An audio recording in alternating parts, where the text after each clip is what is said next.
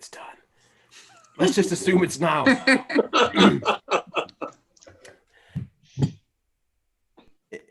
Yeah, wait. In case you're wondering if it was any different, if you'd be on it, you would have wrong. You were wrong. Right. Hello and welcome to issue 579 of Geek in the City Radio. I am one of your hosts, Aaron Duran. I'm one of your other hosts, Beanarita. I'm still your other host, Cable Hashtani. And we have a bunch of guests on and friends because it is our end of the year cocktail virtual party.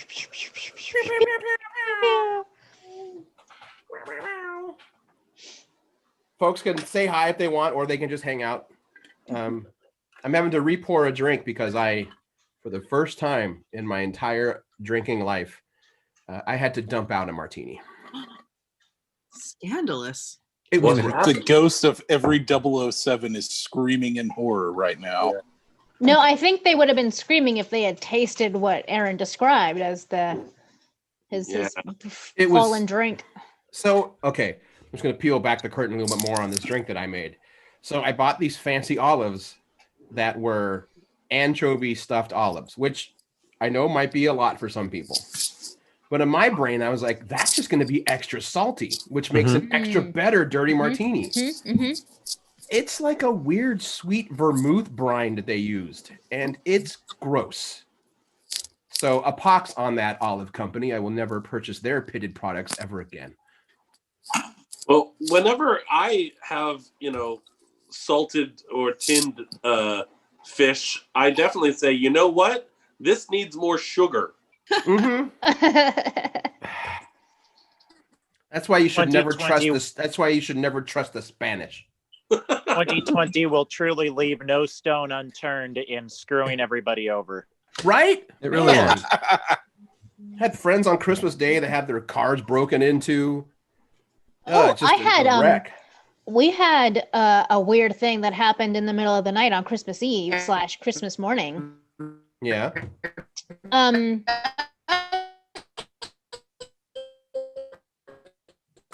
Is that me? No, it's not you. Go ahead. Okay. Yeah, right at like 1 o'clock in the morning, I'm just starting to fall asleep and somebody rang my doorbell. And I saw Christian tweet about this. Yeah. Sorry. And so a weird thing is that like my house, usually it's like the front door and porch that faces the street, and then there's a garage like to one side or another. My house is sort of sideways, so the front door faces one of my neighbors, backyard doorways face the other neighbors, and the front of the property is the garage. So you have to go a ways to get to my door, as evidenced by the FedEx guys who just throw shit like just anywhere on the property, but nowhere near my front door. And yeah, somebody rang the bell at 1 a.m. And so first there's this like, did that really just happen? Should we go look? What's going on? And so while Christian's like looking out the front door because it's glass, I'm looking out the window that faces the street, and just in time to see someone popping out from my yard. This is like right here is like the front wall of my house basically, and walkway is that way, yard is that way, and someone came from that way going this way right past the windows for me to see them, just casually perusing my property. Then they like walked across the yard and then over by the cars. Not like they kind of looked like they were leaving, but you know the angles, so I could tell that they were walking directly to my car. Okay, yeah. And then they walked across the street to somebody else's car, so they were like casing the neighborhood, I guess. Oh, seeing if people were awake so that we might hear. Well, yeah. Well, I mean, I don't know. The thing is, like, they weren't acting suspicious or trying to hide their maneuvering. They were just going around. Like, you'd think if you're like casing somebody's house, you sneak if you're waiting to see if someone comes out. No, they were just casually walking around. Was it a loud knock or was it like let me test it? No, it was the doorbell. It was the doorbell. That's fucking weird. There might have been a mental illness situation. It just seemed really, I don't want to say I'm harmless. There just didn't seem to be any real intent. Right. A lot of those people that are doing shady stuff will act very cavalier in case somebody sees them. They can go, "What? I'm just walking down the street." Like if you're, going full on, John Ralphio, don't be suspicious. It's very suspicious. But yeah, that's real weird. Yeah. That's true. If you... I have two things. One is it is 2020, and I do agree with Edelin on this. It's the more casual that you act, the less likely you are to draw suspicion. And two, don't homeowners like you just have a bat by the front door for situations like this, so you can walk out on your front porch and go, "Hi, what you doing?" Surprisingly, no. I have a machete by my bed, but realistically, that shouldn't be your first go-to. Why? Oh, sorry. Did I just out myself as a machete first, questions later kind of guy? Yes, See, you did. I have lived street level in downtown Portland for over 15 years.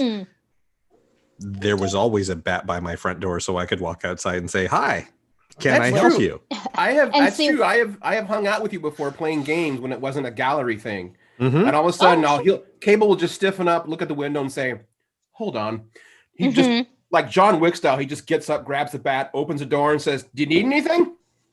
Okay, good. Move along. Great. And see, when I lived in the city, I was on a 4th-story apartment with restricted access. I had one of those little phone door things. Yeah. So it's a nice way to keep people from being at your front door. Typically. We have a friend who keeps a spear. He just had to brandish it at somebody the other day. And I think we have the same friend. You might. Does he live in Michigan and have yes, he does. Using video from his front door security cam? Yeah. Oh, yeah. We have a mutual friend. Nice. That's the guy. Cheers. Good to him. Cheers to that. Yay. Am I just the stereotypical Texan where I have a handgun and an AR-15 by the bed? Yes, you're a Texan. Yes, I think so. Yeah. I assumed that those things are just given to you when you were born a Texan. Right. No, what's written into the state constitution is that everybody gets at least 2 shooting irons and a deed to a Ford F-150.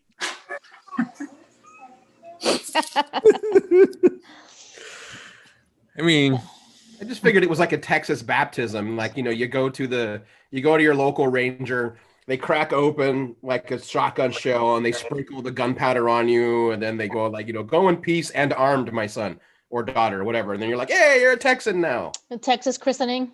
Yeah. Has everybody already seen the clip of the guy in line at a plaid pantry or something similar, where there's some jackass is repeatedly calling the cashier the N-word. So the man behind him just picks up a Lipton twisted tea or an Arizona twisted tea and just smashes it over the guy's head, who immediately just falls out of frame. So I was such a dork. I kept seeing all my friends that are really into pro wrestling. They kept creating keep making these memes with Twisted Tea, and I'm like, did something happen on the last pay-per-view? And then I started seeing everywhere else, and like a dork, an old dork that I am, I just go into Twitter and I type in search Twisted Tea, what's going on? And then the videos, they were already great remix. I think my favorite was the Hollerback Girl. Just every hit is just guys getting into the tea. Nice. That one, and there was one that was one of the Dave Matthews songs, whatever. But they linked it in. They hooked up the audio really well. I did. Did anyone watch the full video? Mm-hmm. I did. Yeah. That dude gets he gets the shit kicked out of him. What I love those at the end. What I love at the end though is the guy that's beating it says, "We good now? We good?" He's like, "We good. We good. All right. As it should be. Yeah, we good." I was seeing a lot of memes first, and I'm like, why is everyone talking about Twisted Tea? The rabbit hole was well worth it.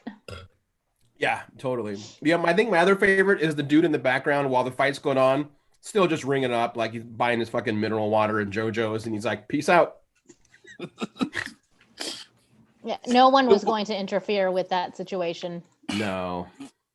Just let it happen. Shh, let it What happen. ratchets it up is when the guy goes, "You a clown, on God, you a clown." That's when that guy just decided he was just like, I'm gonna have to yeet this white boy's soul out of his body.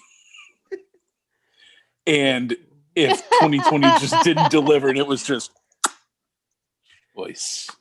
It was so Absolutely choice. good. So how has everyone's holiday been? If people just want to hang out and stuff, we don't have anything planned, by the way. This was the plan. This was the plan right now. We did even less cursory planning than we usually do, which is usually 5 minutes before we go to air. Like, hey, what are we covering? We didn't even do that. Well, no, we planned. We planned to kick back, dress fancy, and ring out this shitty year. That's true. Oh, you got it. That thing is. Pardon me. Yes, this was one of my Christmas gifts. Ah, Now I want to run and get mine. I didn't realize they were. What is it? It's from Mondo. It's a tiki mug, but it's as big as a vase. And it is shaped like two hands holding a planchette. The And they detail on this is They stunning. still have them, I think, too. Fucking Mondo, man. Ah, I may have to break down and order one. I saw Ida. She posted a picture of it, Mhm. and I guess I didn't quite realize the scale until Bean held hers up that it's bigger than her head. I know. I think it actually is, yes. Even with my big hair today. mhm. That should be your family photo. You, Christian, the dog, cat, and that. Pose do it like it's like you're a mafia crime family. Hold on. Well, you guys can keep talking while I do this. Christopher. She's already done it, hasn't she? Yeah. Look. Hey, everybody, it's Ryan. Hey, So most How are people you? know my hetero life mate who now lives in Colorado. hello everyone. Good to see you again, Ryan. Hey, it's Ryan. Yeah. Nice Hey, to see hey. you. Hi, Denise. The worst die roller in the history of all role-playing games. Not quite the worst, but fucking goddamn near. The second worst. Who's Yeah, worse? yeah. The cursed hand. Will Wheaton is the worst. Yeah. Yeah, don't ever let Ryan touch your dice because otherwise you just have to throw them away.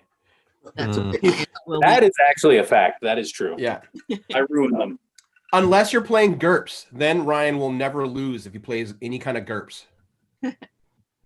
But that's just because What- it's terrible and nobody plays it. I was going to say, one might argue that you've already lost by playing GURPS in the first place. Oh. Okay, well, does Gurps even still sell really well? I mean, you seem to have a decent selection of it. Yes, there's always seems to be some sucker that will still buy anything produced by Steve Jackson Games. This is not the opinion of Right, that's fine. place that I work, which is Guardian Games. This is my opinion, but fuck Steve Jackson and fuck Steve Jackson Games. Wow, I wish I knew anything about GURPS right now to like really put the It's more icing on these insults. What is it called? Generally unplayable role-playing system? I think that's what it's nicknamed. yeah, I think so. Yep. Yeah. Friend of mine that I work with, one of my office mates, is a massive GURPS stan, and we've gotten into nerd arguments about it, where we've had to just go, you know what? I'm going back to my cubicle. Mm-hmm. Yeah, it's like I get it if you have a mat-on for like a universal system to run any kind of genres.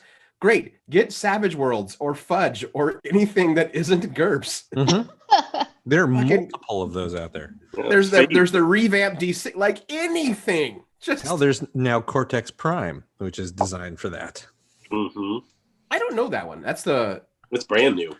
It's brand new, but it's also old. It's a system that is used in a lot of licensed RPGs. And this is the first time it's been produced as a standalone. This is the system that this game used, and this game used, and this game used. Because they all needed their own system, but they didn't want to make one up. And they just used Cortex. And now it's like, now Cortex is its own thing, so you can do whatever. oh, that's cool. Mhm. I didn't know that. Didn't realize that. Yeah. Interesting. Yeah, like the Masters of the Universe game was there. The Wait. Supernatural, the TV show. Wait, there was a Masters of the Universe role-playing game? I think that there's a mod for using Cortex Prime to play Masters of the Universe.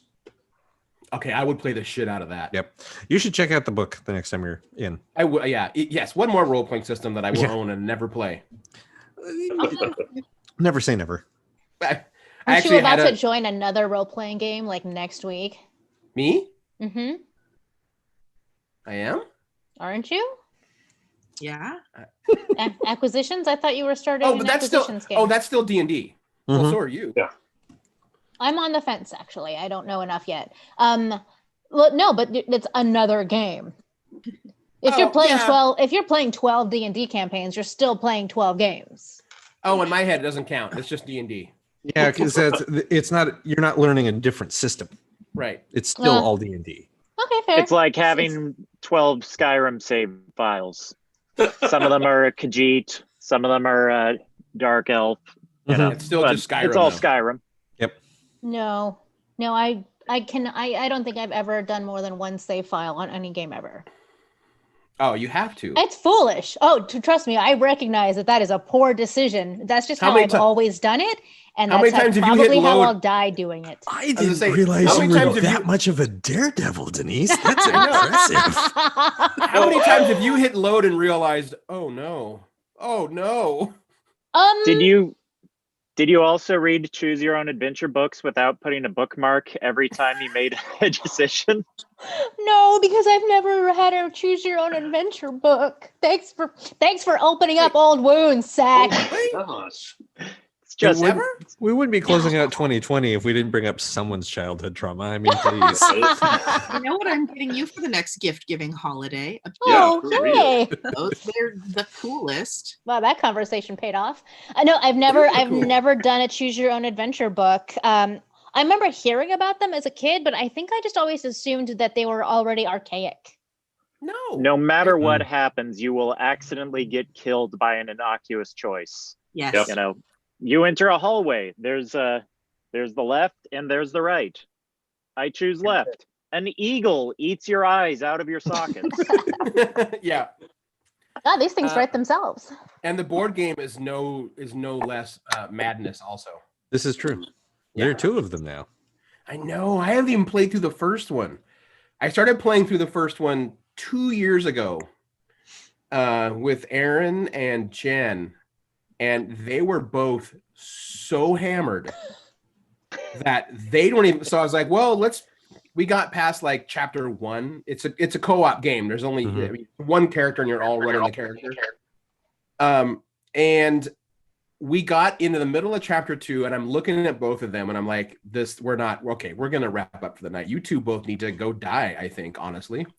But Junior.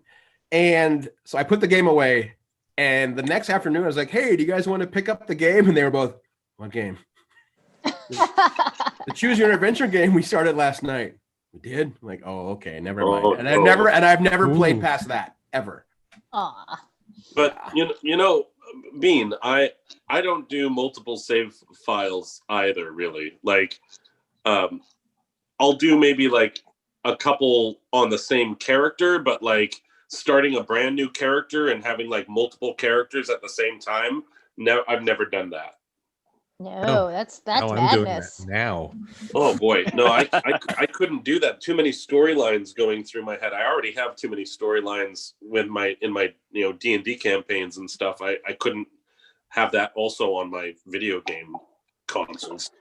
I can't. I can't even have the same storyline going on at two different points in time at the same time.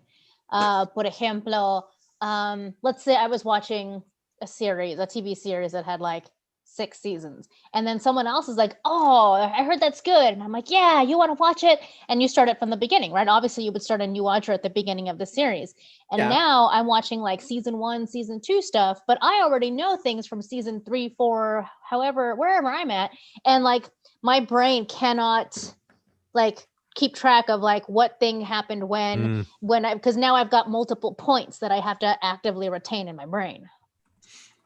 But this is how you learn how to manage time travel. Yeah. He's got you on that one. That's true. Well, It is I think what that funny. means is that we have to time travel. I'm fucked. I hope you're there, Cable, to help me because I will not. I cannot. I'm already there.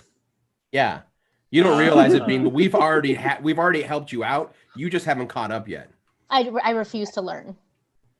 Well, then This you're is just gonna. true. This is 100% true. You're just gonna die in the circuits of time and be lost forever. I'm not proud of it. I just know it's a fact. Aaron, that was only the once, and we weren't going to talk about that. Well, I mean, the clone's doing just fine. Look how happy she is. He shouldn't have gone left down that hallway. Well, at least this way, Bean won't be eaten by Langoliers. Oh, Well, one of the beans won't be. That was a really tough week. Don't bring it up in front of her. We're on bean. Actually, I'm gonna go ahead and mute her. We're on bean 5, you guys. Just don't say anything. Wait, you're on Bean 5? What timeline is this? So, wait, we're gonna have to punch out Brian Pinchot again. I think we peaked after I have that on a loop. This is Beanery 2. This is thread 725. 725. Oh, I have that written down all wrong. Crap. Look what you've caused. So we're still on Aaron Prime. Okay. Well, yeah, you always revert back to the prime whenever you go to the show. Sure. The Zoom. No, it's yeah. Well, I got bad news for you. Surprise! No, this is a weird show. I can't contribute to this because I don't even know which one I am. So. Don't worry about it. You don't. You're the original. See what happens when you don't read Choose Your Own Adventure books? Don't let anyone tell you different. Yeah, at this point, I don't know whether I should or not. Like, have I been protecting myself this far, or like is something going to implode if I do it now? You know? Or have you made yourself an easier mark to other less kind time people like us? That's true. And if Ashton Kutcher has taught me anything, it's that the more times you go back in time, the worse it gets. Well, if Ashton Kutcher could teach one lesson, I guess that's the one. Oh. I mean, even that is pushing it, but I think we can give him the one. Wow. Everybody gets one. He does a lot of work to break up sex trafficking rings. Well, Does he really? Does he really? Like for real? More so than acting. He's almost entirely stopped acting in order to. That's right. I saw him testify in Congress a couple years ago, right? Yeah, he's put almost all of his energy into it and like almost all of his money and like, That's may a not be very big in like his movies, but good job, dude. He's using his power as a rich white man to get shit done. absolutely, and I will not like disparage him for that, but I'm also a little bit like, what happened, dude? How is this the thing that why is this particular hill the one you're going to stand on? If maybe because he has a conscience? If child sex trafficking wasn't a dog whistle for QAnon, I would be 100% on board with this. But that makes me worried. Yeah. Yeah, and I don't know enough I'm about so his annoyed politics. because I contribute to a charity known as Save the Children. Mhm. And they've existed for more than 100 years, and that name just got completely hijacked by a bunch of absolute doofuses. That's unfortunate. Yeah, it is. As far as I'm aware, now I'm not his A&E biographer or anything, but I don't believe that Ashton Kutcher is buying into that shenanigans. I believe what he's doing is actual legitimate work. He's been doing it for many years. But I don't know a whole lot other than that because like I don't know the guy. Why would I follow everything he does? But I did read a couple of articles about some of the work he was doing. And I mean, I basically stopped following him after the butterfly effect. So there we go. It was the best That thing he was did, so. one of the That's what outcomes did it. of the butterfly effect. I guess so. Look, I kind of like the Bean, I butterfly think- effect. Bean, I actually really liked that movie. I think it's really well done. Yeah. Yeah. It's pretty solid. It is a good, solid time flick that delves into the horror aspect of it. Yeah. And seeing goth Ethan Soupley was kind of weird in that movie. Who? Okay, I never saw it because I didn't have interest. until this moment. Now, Yeah, Ethan Suplee plays one of his buddies, and in one of the timeline kind of things, he's this goth guy. Which, if you look up, he was one of the two bullies on Boy Meets World. He was the larger guy who they had a running incest joke with, as opposed to the small squirrely guy. and he was also he's in a lot of Kevin Smith movies. Honestly, that's how I know him. yeah, he's He's trying to buy weed in Clerks 2. Right, and he's trying to steal the sailboat. As Kevin calls it, he's the Earth 2 Snowball. What's his name? Ethan Suplee. Ethan Suplee. Just want to see that I sailboat. totally recognize this guy. If you see him now, he's incredibly jacked. He's gotten into like healthy eating and weightlifting, and he helps people get into better shape. He was like, I used to be like in horrible health, and I did this. Let me help you. Like, that's his thing now. Huh. Cool. Yeah. Oh yeah, he's been in a ton of stuff. Oh yeah. Yeah. He's a dude. When you see him, you're like, oh yeah, that guy. He's definitely one of those people, you know, their face is better than their name. Yeah, he's definitely jacked too. He's apparently super nice. Also, he's apparently one of those guys that's like, you know what? I grew up like fat and picked on, so that will not stand around me kind of attitudes. So, but yeah, it's cool. Yeah. Oh, he was also in Men at Work, which means that he worked with both of the guys. The Estevezes. No. So the younger brother was in Boy Meets World, and the older brother, Savage. Both of the Savage brothers. Oh, the Savages. Yeah, Ben and Those savages. Wait, which Men at Work are you thinking of? Men at Work, the TV show? Oh, see, Greg and I both went to Men at Work, the movie with Charlie Sheen and Emilio Estevez. Yeah. Estevez. Oh, no, you know what? It is the movie, not the show. Yeah, because So, the movie disregard. It's awful, but it's amazing. The movie That gave us calling- probably Keith David's best line ever. The never touch another man's French fries. Another man's fries. It gave us that and those two fighting, and Emilio Estevez saying, "You're a stupid man. You're a stupid little man." Calling that's back right. to the machete reference earlier, Oh. Machete 2, when they have Charlie Sheen playing the president, that was pretty hack foreshadowing of reality to give us a deranged, egomaniacal, unhinged president in Machete kills, and then, you know, for reality to just follow that right up with what actually happened. That was very hack foreshadowing. Not believable. I just realized I never saw Machete Kills. It's fun. It's a lot more lighthearted than the earlier one, which is good or bad depending on how much you liked the first Machete. But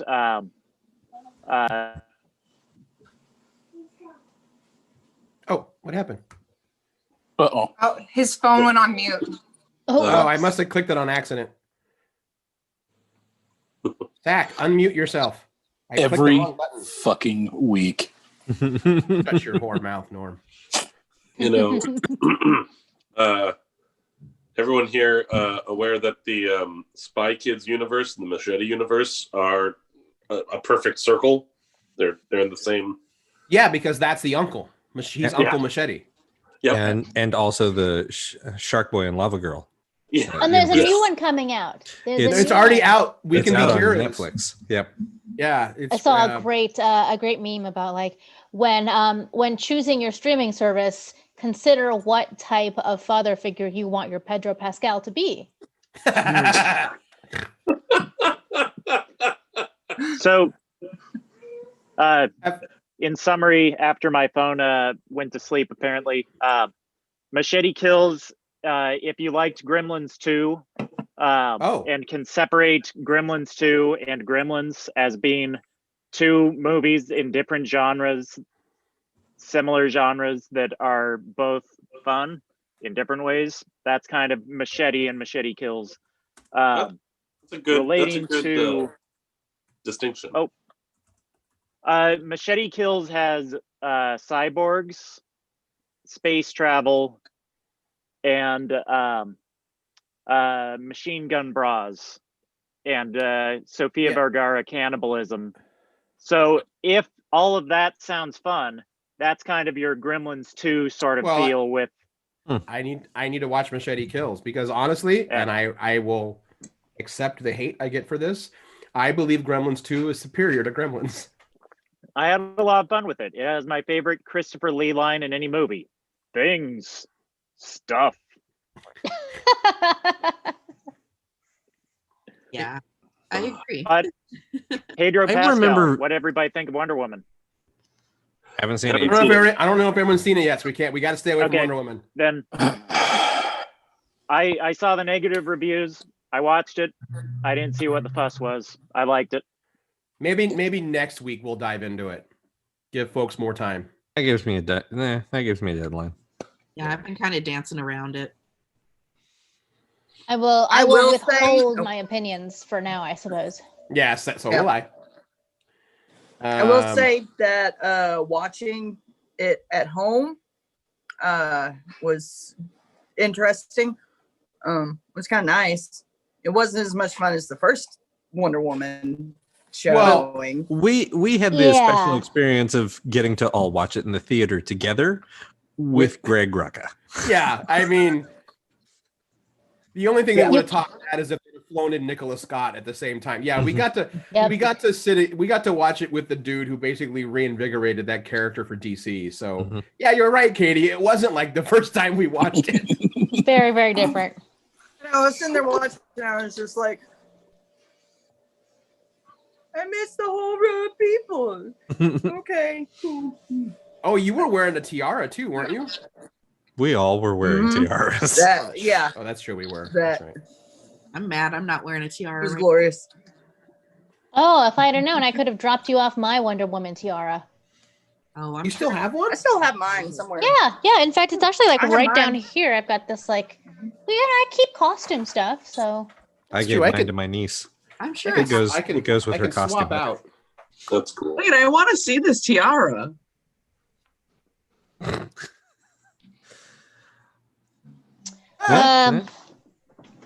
Yep. There they go, looking for tiaras. Yep. It's tiara This watch is time. the best day of my life. Okay. I mean, I can do a bunch of hat swaps. So here's one of my Okay. tiaras on demand. Tonight on Tiara Hunt.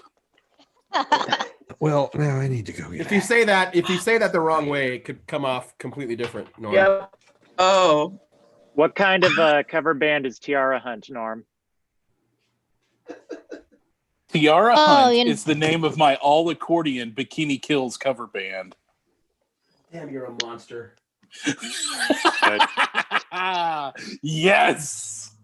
You know what? I said that, and I'm a liar. It's not in the bin that it used to be in, so that means it's in my garage. Tears. I couldn't find Streaming this, down but I got this. Yo. That's beautiful. Yeah, that's even better. Yes. Let's see. Don't anyone tell you it's not a tiara. That's a fucking tiara right there. This is That's my a good big tiara. gun. God, this hat is so heavy. Greg's little Fusro dog going on. Yeah, just a little bit. Ooh. I feel like Bex has to have some kind of headdress. She strikes me as a headdress person.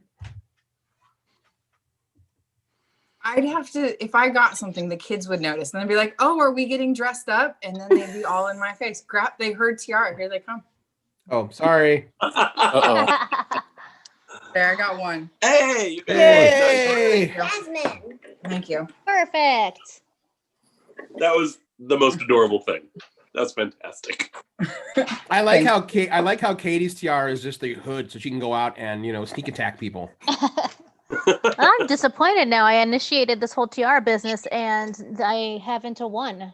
Well, you do have your funeral. You have your funeral veil, which is good. It's Yes. like like you're mourning the loss of your spouse who had an unfortunate accident. What am I going to do with all this land he left me? A widow Court tiara. another I'm just suitor. a lonely widow oil baroness. Sergio, Yes. Chad, Todd, Steve, tend to me. I am sad. Because that's my pool boy's name. Oh, where's my oiled pool boy? Next Beautiful. week on Tiaras in the City. We're gonna use that someday. Mhm. Beautiful. That can be my spin-off show. Tiaras you and go. tar fields. We can't because I can't use Bean in the City. That's for when I just take over this one. Right. Oh, whatever you want. Just let me know. It's all yours. I'm out. Bye, guys. It's the Tiara show in the now. City. You showed your hand. I'm not going to do it if you want me to do it. I mean, don't stop. Yeah, that was convincing. Very convincing. I like how Ida looks like the witch version of Mola Ram right now, which is pretty awesome. Ripping out some hearts and shit. That's right. Either that or she's going to run up to Greg and be like, there can be only one. Oh my god. It's just the Kurgan. Yes. Yep. Speaking of the Kurgan, I can't believe I waited so long to watch this. So, like, I think it was yesterday. I was chatting about if you have Shudder. I watched a movie called The Mortuary Collection. Yeah. Mm-hmm. So it's basically 3 little short films hooked up as like an anthology. Mm-hmm. And Clancy Brown plays the old creepy mortician in this dilapidated mortuary funeral home. And almost all of the exterior shots were from Astoria. So like the Flavel house is the mortuary. Huh. And it's legit, like a legit solid horror movie. It's really well done. And we have a friend we've had on the show before, Claire. She's a makeup artist. Mm-hmm. She worked on that movie, I guess, last year, and she commented that not only like first she's like it was one of the best top 10 film shoots I have ever worked on in my life. And then she wrote, in case you're wondering, Clancy Brown is every bit as magical and wonderful as you would hope he would be in real life. And I was like, oh, thank God. Yay. I saw that comment and clapped. I was so happy to hear that Clancy Brown was a good guy. Yeah. So that dude gets banned from Twitter like every few months for like calling the president like a horrible, disgusting twat. And then when the president does it, that's it's funny though. If you wonder why Clancy Brown doesn't tweet for a few months, it's because he got banned. And then he comes back. He's like, "Well, I'm back for calling the president a piece of shit," which he is. So I guess I'm gonna get banned again soon. So I'm gonna keep doing it until I get caught again. Like, don't piss off the Kurgan. Don't piss off Lex Luthor. Yep. I think my favorite of Clancy Brown tweets was when someone posted about, I think it was DC Comics, was like, it's Superman's birthday. Happy birthday, Superman. And the first person that commented was John Cryer, said, he's not that great. Followed immediately by Clancy Brown going, seconded. Followed up by Michael Rosenbaum, who went, also kind of a dick. So good. It's like, oh, so good. I love all of these Lex Luthors. I was pleased recently to discover that Super Dickery is back up. The Super Dickery website documenting Superman, the Super Dick. Wait. Oh, I love that website. I've That's never so good. heard of that. I had to take this off. This thing weighs a ton, and it's all on the front. So it's all like. Oh.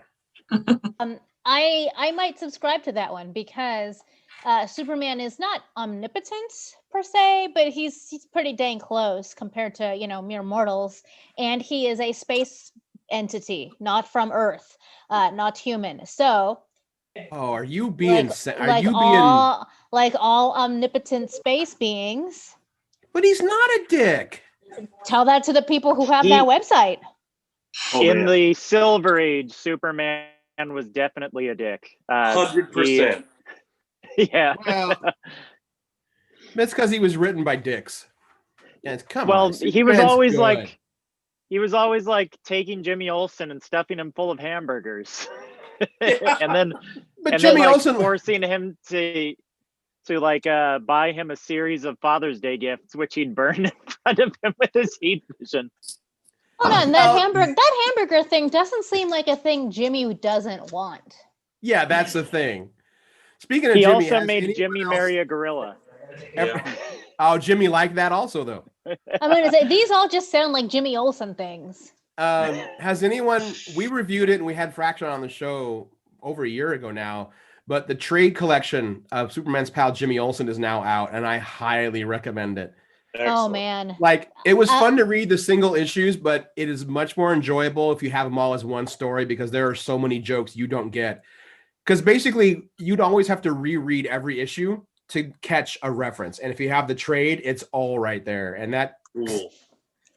the issue where Jimmy Olsen wears Metamorpho as a pair of Speedos is just... Oh my god! I don't know that any Metamorpho's comic book has made me laugh as hard as that one. It's so fucked up. It's so great. So yeah, if you get a chance, pick up Superman's pal Jimmy Olsen. It's a 12-issue maxi series. It's all collected now. Pick up Greg's Lois Lane too, which is also great, but not funny at all. Very different style. Very of stories. different. Yeah. This so far is my favorite link from Super Dickory. Oh, let's all take a look at it. Oh boy. Let's all click in real time.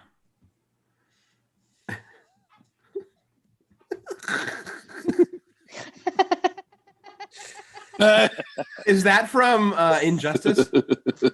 It has to be based on that costume. That's the Injustice uniform. Yeah, that's pretty great.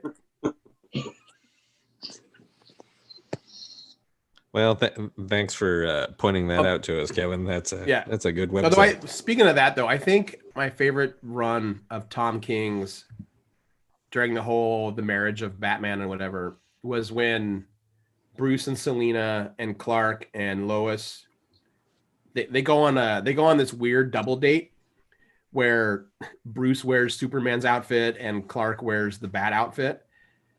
Or something like, anyway, they have this whole conversation how both like Bruce and Clark are like, they both admit like how much they actually care and love for each other and like how much they feel bad for the other one's life. You know, Bruce is like, he lost everything, like his planet destroyed and he's this stranger on this planet and he has all these powers and and yet he chooses to be great. He lost everything. And Clark is like, Bruce could have it all, but they took his family from him and he just refuses to ever find peace until he can make sure that no one ever suffers that way. I could never be like Bruce. It was like this great little charming little moment between the two characters, but that they'll never tell each other. It's true that is really good, but it does definitely downplay the real important thing that happened in that, which is Lois Lane and Selina Kyle became friends. Yes. That is a terrifying mashup. I love it. That's the power couple right there. Yes, it is. It's like, the woman who is afraid of nothing and the woman who can break in anywhere. Yeah. Yep. Let's put the two of them in a room and let them be friends. That sounds excellent. Yes, so that sound is the fall of the patriarchy. So like what that is. What is it? Like 4 years ago or so when DC had the the talent casting and they actually like, if you want to be part of this new DC team, like send us your information, send us some writing, give us a pitch.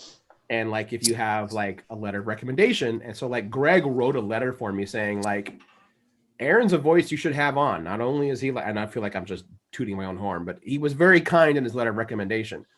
But my pitch was a relaunching of The Outsiders with Selina Kyle as the team leader, Lois Lane as PR, and they were bankrolled by Talia al Ghul. Give me that. Okay. I would read that. No, I would read it. give it to me. Yeah. Yeah. And then it had the only other Bat family that was in it was because I love Tim Drake. I put Tim in it. I put Clarion the Witch Boy in it. I put in Clarion the Witch Boy and Etrigan, or Jason Blood. Had Metamorpho. You can't have the Outsiders without Metamorpho. Nope. And then I put in fucking Gypsy from fucking Justice League International, because why the hell not? And then the rest I was like, and from there we'll play around with it. And the whole point is they were going to have a secret headquarters under the White House. Nice. Yeah. They were going to clean up the messes that no one else wanted to deal with. It was going to basically be a superhero Mission Impossible team. And yeah. And Talia al Ghul literally started it just to like Bruce tells her to stop. He's like, what you're doing is irresponsible. You can't control it. Blah, blah, blah, blah, blah. And she basically tells him, she's like, no, you can't control it. I can. And if you try to stop me, I want to remind you. Basically, her line was, I have more money than you. I am the daughter of the head of the demon. And at the time when I pitched it, Ra's al Ghul was dead. So she was the head of the demon. And she was literally, and I have more money than you, Mr. Billionaire Playboy. Would you step back?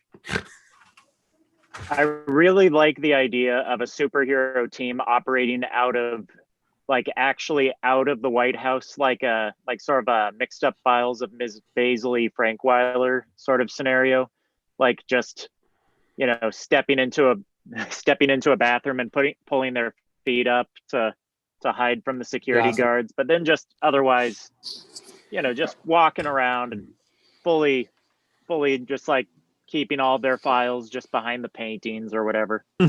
That's pretty cool. I like it. I like that idea. Really, any big house. That's a good one. Any big house where you have more rooms than people or sense. Oh yeah. Because there's just so much. Yeah, there's just so much opportunity to be in a room where like no one ever goes in here.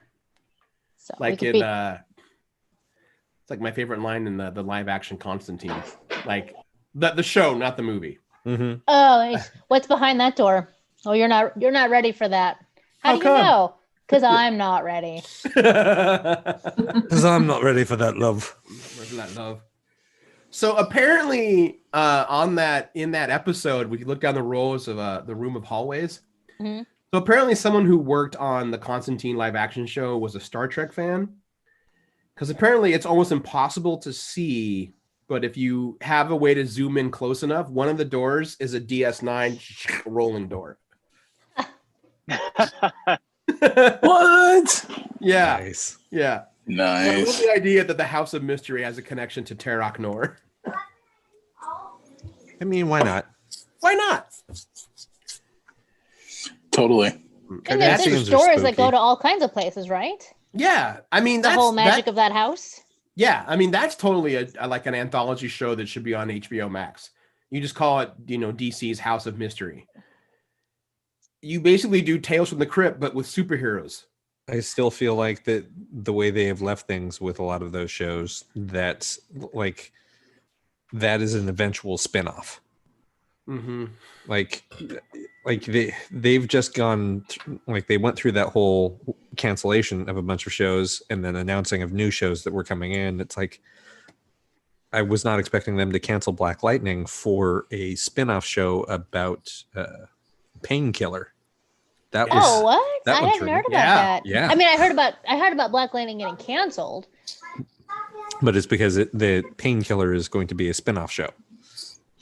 So I don't see why you had to drop the one black-led show just to do in order to be able to do another one. But okay, because it's not with the return of Batwoman, it's not the only black-led superhero show anymore, which is excellent. Now. Yes, now that is true. It would not be the only one. Has the new Batwoman aired yet? Has that started yet? None of that starts until next month. Okay. Yeah. Everything has been filming. January is the release date, so that's Supergirl, Flash. Oh, good. I'm still caught Batwoman. up. Yes, you are. So it's the last season of Supergirl. Is this Flash? Just keep going though, right? They haven't dropped the Flash yet. They haven't dropped the Flash yet because I think that's their new flagship that took over from Arrow. You have to have one show that's that still links everyone. Yeah. Yeah. Flash was only at 1 or 2 seasons behind Arrow, though, so I wonder if they'll do the same number of seasons or if they'll go on for a while yet. That can't be true. If honestly, part of me wonders if the Flash show will exist up until the Flashpoint movie drops. That's the movie that's going to bring it all into one weird fucking timeline. Yeah. And I know that. Oh shoot! I lost it. Where did it go? I'm still sort of trying to process or let it sink in that the Flash is only 2 years behind Arrow. So I feel like they introduced Barry Allen in the second season of Arrow, and third season was when the first season of Flash started. I just feel like I'd already like tried and given up on watching Arrow more than once before the Flash came out. That's fair. Season 2 was the one with Deathstroke. So season 3 would probably have been the first time to really give up on Arrow, or maybe season 1, depending on how the feel of the show grabbed you. Mm-hmm. Just never really did it for me. I was right. I was there with you, Bean. It never clicked with me. Although I think I have heard rumors, nothing substantiated, but the new linchpin for all of the shows is apparently going to be David Ramsey. Because David Ramsey is going to get to show up as Diggle. Yeah, but as the Green Lantern. Oh, yeah. Oh. And is that off the heels of whatever happened with his character in Arrow? Yes. Okay. And by that he got a Green Lantern ring. It didn't happen on screen, but they have all said, "Oh no, that was John Diggle becoming Green Lantern." That was 100% what that was. It's like, we're not going to tease you. We're not going to yes, the big green glowing thing that fell out of the sky was a Green Lantern ring, and John Diggle picked it up. John Diggle is now a Green Lantern. Okay, cool. Good for him. I like him. Mm-hmm. Yeah. So I think it's so that he can show up in all of the shows and go, "Hey guys." They're like, "This is a new costume for you." What's really great about John Diggle becoming a superhero is that he's kind of a naysayer. He's just not really into the superhero existence. I was going to say the superhero world, but that's not correct. It's just like the existence of being like, he hates being super speeded around by the Flash. He still throws up every single time. Yeah, being super is not something that I think he's ever wanted. I don't need to have seen all of Arrow to know that about him. It'll sort of the dog of superheroes. He's just too old for that shit. Doesn't matter when you're a Green Lantern, though. It's true. It's true. Like the only thing preventing me from wanting to be a superhero is my body. That and billions of dollars. If you just give me like Wolverine magic healing powers, then like, yeah, fine, I'll get out of bed quickly. I can do that. I can jump really far. Consequences. Mm-hmm. So your basis for being a superhero is my can joints. I get up? Yes. Like, oh, how fast do I have to move? How hard am I going to land? Have I rotated my hips enough in the last couple days? So you want to be like you're like Cloak from Cloak and Dagger. He doesn't actually do a lot of running and jumping. He just travels the dark realm of the shadows. That's how he moves around. Well, no, because I'm sure at some point he still runs a couple steps, might sprain my ankle. He does a lot of floating. He does a lot of floating. I don't know if he has a lower torso. I think he's just a head in a cloak. Yeah. That sounds great. That eliminates all of the problems. Yeah. I feel like I've seen him reach out an arm from time to time, but his body's just kind of like a void inside of a cloak shape. Most of the time when it's drawn. That sounds great. I'll do that. Yeah. So and he has a really perky white woman as his sidekick. Dagger, yeah. Losing me. They're kind of a they're kind of connected. It's a whole powers thing. They're kind of a sexual inversion. Her being the dagger and him being the cloak. It was, I think, like an early thematic flip. But they also that seems too woke for Marvel. Probably. What's funny is that they actually didn't have any they actually had no sexual chemistry. Like everyone was always like, "Oh, when are Cloak and Dagger going to do it?" And eventually you realize, "Oh, they're not. They're just friends." Oh, are they? Mhm. I Yeah. feel like I've seen art Originally. that implies that Originally, they I are think- very romantic. Well, their powers are connected. Like they can't actually be that far apart from each other. So they're very bonded, but there's no there's no like sexual connection between the two of them, like at all. They just Oh, I didn't know they made a show. Oh yeah. Oh, I heard yeah. it wasn't bad. No one watched It was only two. It was only 2 seasons. Well, it was on Hulu, and it was also part of the CW verse, but it was like their weird, like Hulu offshoot, so they Yeah. could do a little bit more, but Well, not really. Cloak and Dagger are Marvel, but Marvel's Yeah, that was doing FX and not shows with CW. Hulu Yeah, it was also. FX. Yeah. I was gonna say whoops. CW. Some CW shows did, or there were before they had their own app. You could watch CW shows on Hulu, and that was great. Those were good times. Yeah. I feel like Cloak and Dagger was existing in that world that eventually gave birth to the New Mutants. I think the Mhm. New The- Mutants predate it, but Chris Claremont was always No, trying to, I like, mean do the some TV versions. textual bit. The Oh TV yeah. version stuff. Yeah. Oh god, yeah. I heard negative things about the New Mutants movie, mostly focusing on rampant racist tirades that really make it difficult to relate to some of the main characters.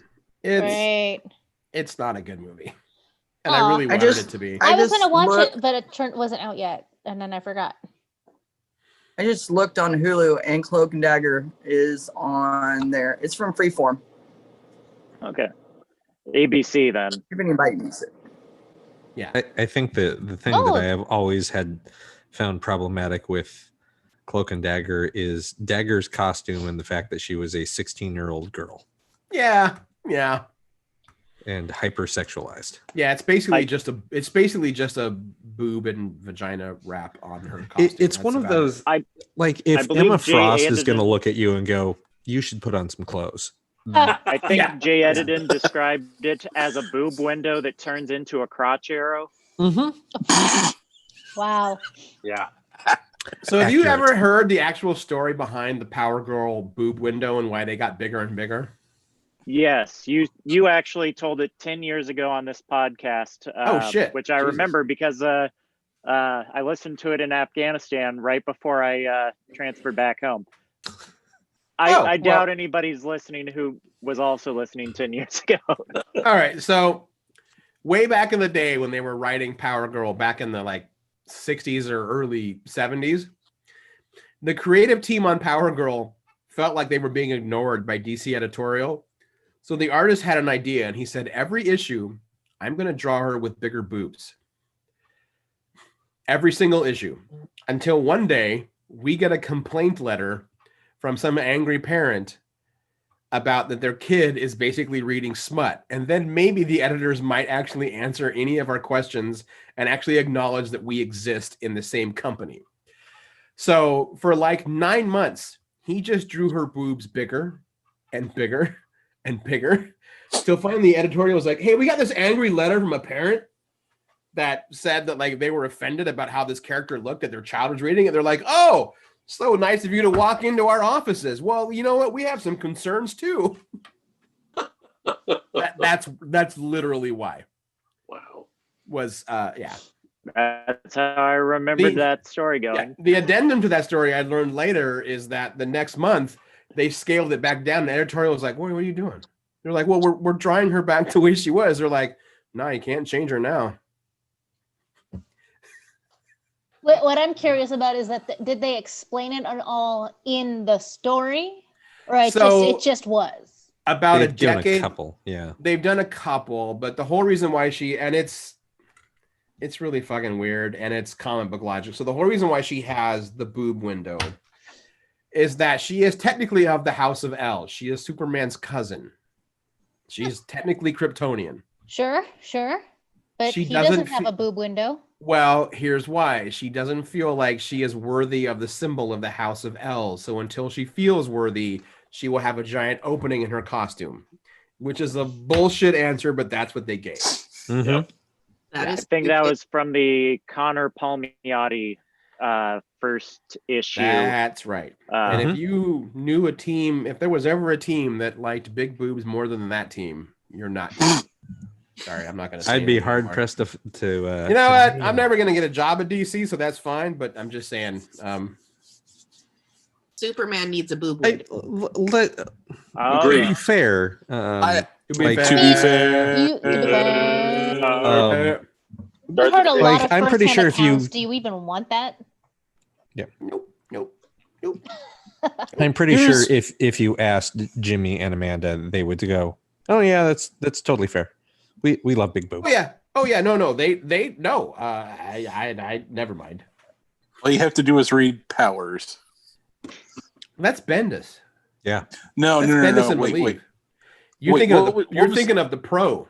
The Pro. That's it. Pro. That's I love also the Pro. Connor and Palmiotti. That's Connor and Palmiotti. Yeah. I have that signed. Yeah. I mean, look. I have it signed too, and when I gave it the Pro's to her to great. sign, she's like, "Oh, my baby," and I'm like, Yeah.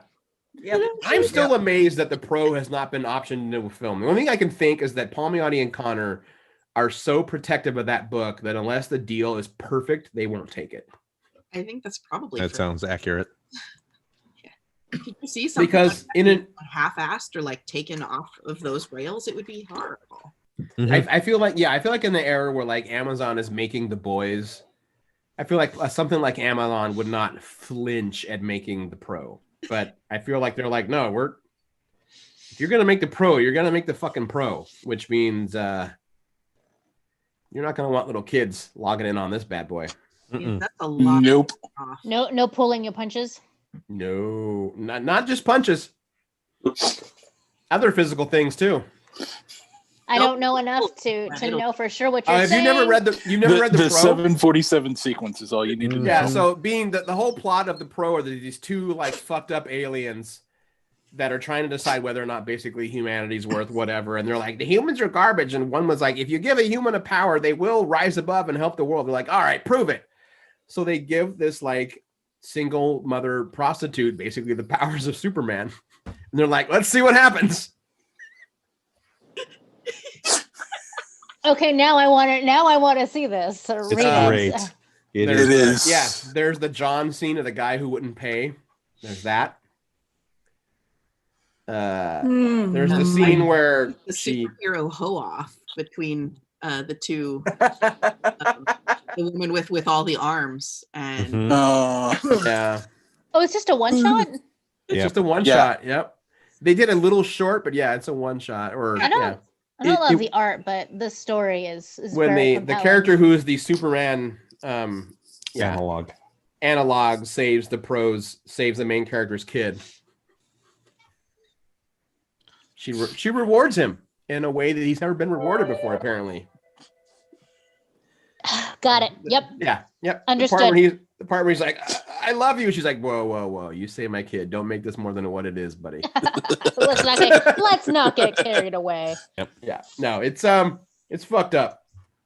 But good. But I sold so many of those when I worked at Tifa. But I will say this: there is only one thing I want from Superman now. Put him with a fucking mustache. Oh, but Invincible is coming out on Amazon, basically, and that's basically got Superman with a mustache. I guess that's true. Mm-hmm. He doesn't need a mustache. Yeah, what do you need? I mean, does anyone really ever need a mustache? Jesus, God, no. Yes. I'm sorry, but Henry Cavill with the mustache in the Superman suit. No. Tell me that didn't tick a box for No. people. I will only take from this day forward. I will only accept my Henry Cavill with long white hair and some stubble. I'm okay with that. Are you guys trying to tell me that both Tom Selleck, That's exactly what I'm fucking saying. Jesus.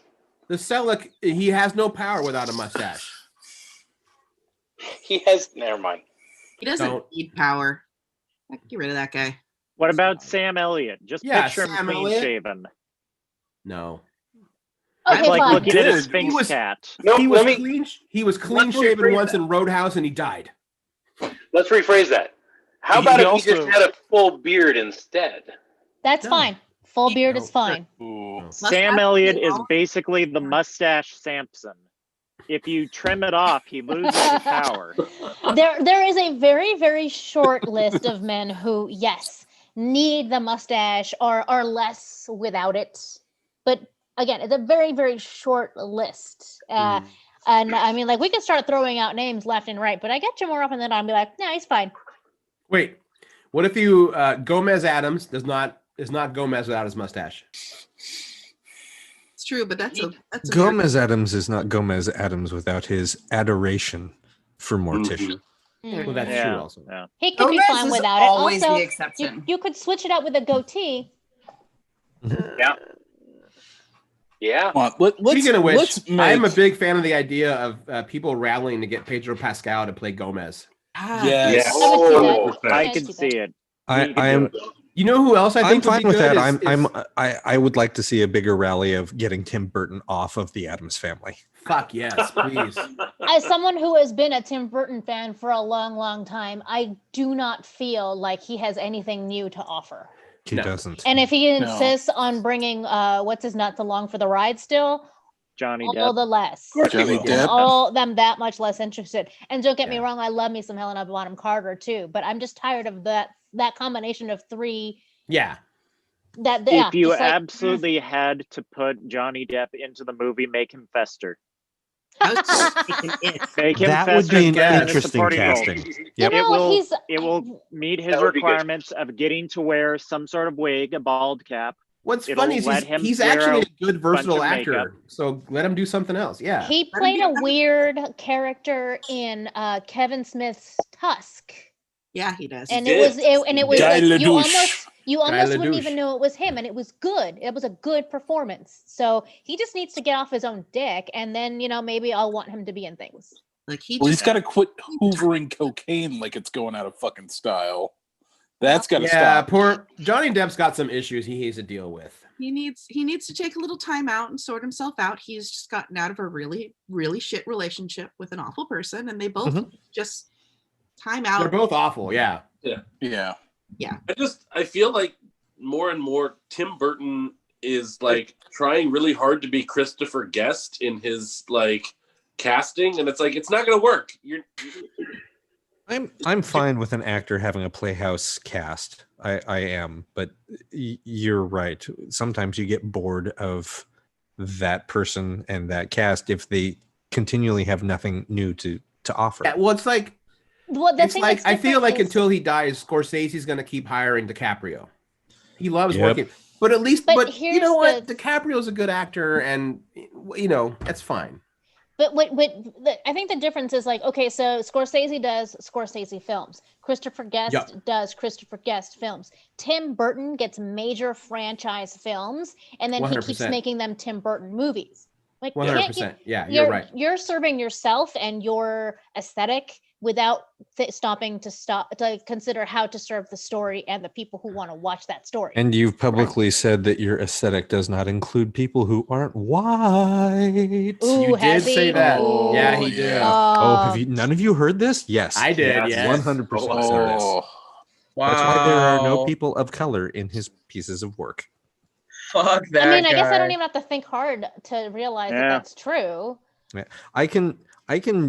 That is 100% okay for Beetlejuice, which is all about the neuroses of white people. Sure. Yeah. Beetlejuice, but everything super else, waspy. nope, bullshit. Yeah. So the neuroses of white people reads like stereo instructions. Yes, it does. Well, I would think also about say Edward that Sleepy Hollow and maybe Edward Scissorhands, because it's all about there's that suburban under. Fair, 100% fair. Homogenization of land. So yeah. But Charlie and the Chocolate Factory could have had some colored people in it. Yep. People of color. I'm sorry. Yeah. I was gonna go. Well, thanks, B. I'm getting you looks just got from the all over you just the got place. the show. You just got the show canceled. Thanks for that. Sorry. I'm so sorry. Induct the final sacrifice of I fall 2020 into that was given. category. Yeah, we I all accept do. it. Well, I the think it's three of us great. do. What? It's great. I think that's fine. Jess, are Keep you going. wearing a camel hat with a pink thing on it? No, it's got like pretty little like It's floral. I don't Yes. know. Oh, It's it's like like That's a bird of paradise on there. Like No, tropical. yeah, it's like you were tropical and it's Captain Morgan. It's like you work at Trader Joe's. Oh no, not for me. I In think case when If anyone- that in hat case was a anyone's shirt, wondering- I would 100% wear In it. case anyone's wondering, Jess has consumed and drank more about craft beer than anyone else in this Zoom call. That includes you and I, Ryan. Tonight or ever. Ever. Jess is Just clarifying, that's not an attack. Wow, everything's coming out Look, wrong Ryan's right all now. like, "Oh, do tell." No, No, please. Ryan, I didn't even Ryan- take it as an attack. So No, I know. I'm just saying, That's Ryan. If you ever want to amazing. know about craft beer, you hit this lady up right here. Cool, No, cool, no cool. question. Man, you need to PM me your information because I'm all about that.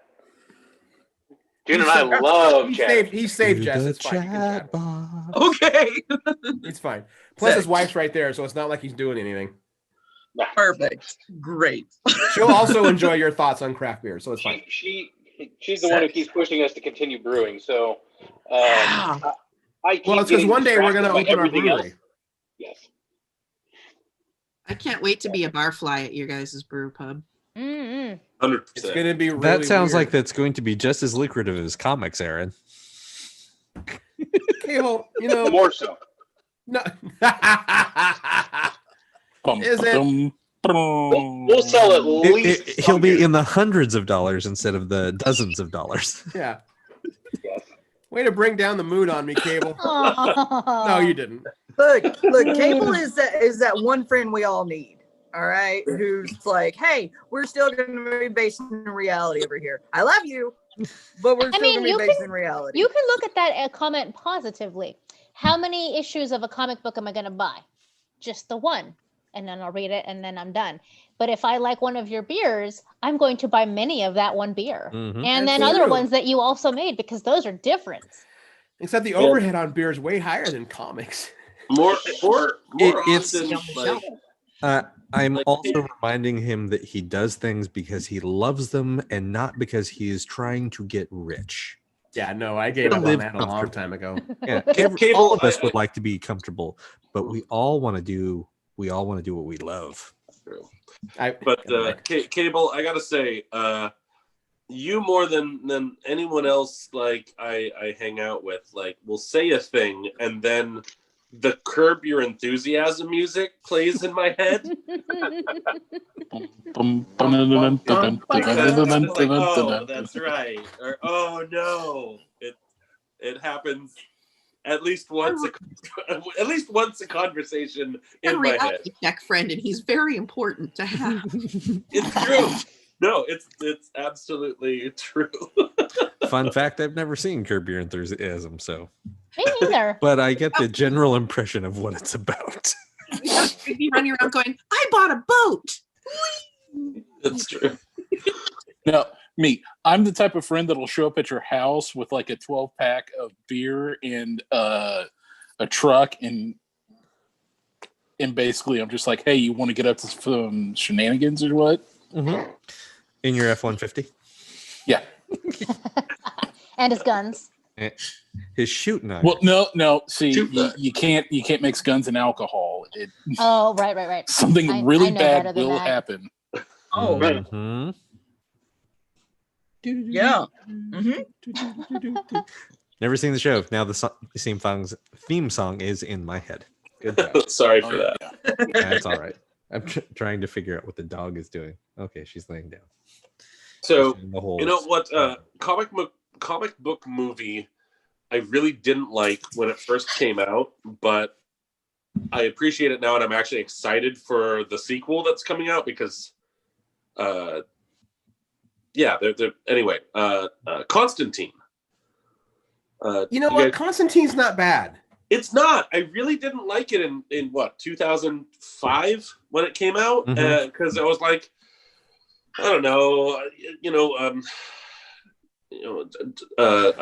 you had Keanu Reeves coming right off of the Matrix movies, and I was like, oh, he's just doing the same thing, but that's not what Constantine's supposed to be like. And what's this with like crucifix, guns. What's that? That's awesome. It is awesome. I love that movie. I was so far up my own ass in 2005 when it came to like cool shit like that. I was like, oh, this is dumb.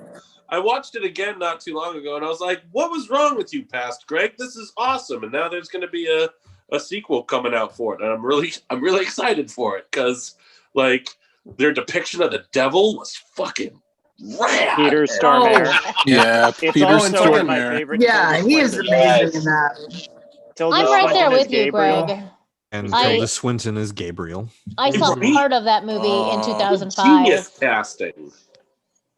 I think Gavin Was it Jaimon Rossdale as the Honshu angel. playing Brother Midnight? Mm-hmm. Yeah. Yeah, it had a great cast. I mean, he's not British. The aesthetic is a little bit off for the setting and all of that for actually being specifically comics John Constantine, but everything else in the movie, the art design was pretty good. Yeah. I think it comes There's down some to very beautiful shots in there, like Oh. when they're pushing the mirror out of the window at the very beginning. And like the wide shot, and he's like holding on to the rope. It's just like that shot right there. Like, this is gorgeous the way they framed that. That's a great example of I think Constantine's method of just trying to do whatever he can to get something accomplished. Mm-hmm. So it really showed in a lot of the comics, and I really enjoyed the movie because of that. It's obvious that he's powerful, but he's also not that powerful. He makes shit up as he goes along. That's what I like, them making shit up. Yep. Little costuming touches too, like the fact that Peter Stormare's Lucifer shows up in like a southern, like a white God, that was amazing. And barefoot. with barefoot with dirty feet. Like his feet. Like his feet are muddy, like he just stepped out of a bayou or something. And I love just what, like, all of those little touches. I love when Tilda Swinton calls him like son of perdition, king of lies, and he's like, I do miss the old names. Yeah. The other thing I really like about that movie is the other genius casting bit was getting Gavin Rossdale to play like one of the demons. Yeah. Oh, right. I've forgotten about that. It's such a weird casting too. I like him, but every time he says "finger licking good," it's very uncomfortable. It's probably supposed to be. It's really unsettling. Let's be clear. It's never really okay for people to say that. Unless you're Colonel Sanders. I used to work with a friend of mine at the Lippman Company, the party store here in Portland, and anytime that we would go like into the back to like restock stuff, we would have like basically a supercut of Finger Licking Good playing on our phones, and we would just like come up behind each other and play just to bother each other. So disturbing. Yep.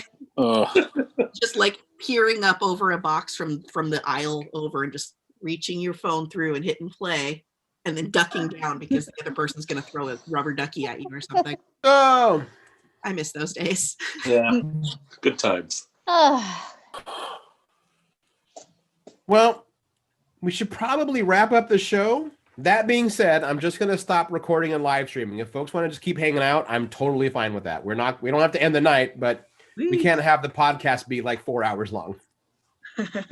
So we'll probably do a quick goodbyes, but I'm not going to end. I won't stop the Zoom is what I'm saying. So thanks everyone for hanging out with us on our end of the year cocktail party. It was fun to see everyone all dressed up and hang out and all that good stuff. And yeah, maybe this time next year we can actually do it in person. Which would be really great, like a listener party for that. So with that being said, I'm Aaron Duran. I'm Beana Rita. And I'm Cable Hashitani. And in that hackish way that I have to do, we'll see you all next year. Beauty.